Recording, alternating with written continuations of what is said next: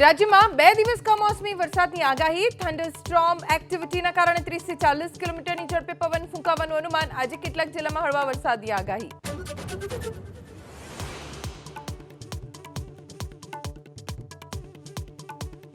કમોસમી વરસાદની આગાહીને લઈ ઊંઝા એપીએમસીની ખેડૂતોને અપીલ. 2 દિવસ અનિવાર્ય સંજોગો સિવાય જણસ લઈને ન આવવા અપીલ.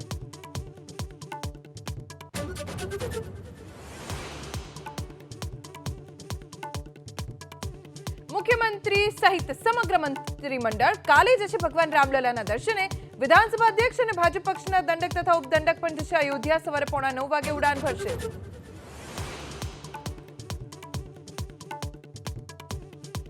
અમદાવાદના પાલડી પોલીસ સ્ટેશનના મહિલા કર્મચારીની આત્મહત્યા. વાસણાના ખોડિયારનગર ખાતે પોતાના ઘરે ગળે ફાંસો ખાઈ કરી આત્મહત્યા.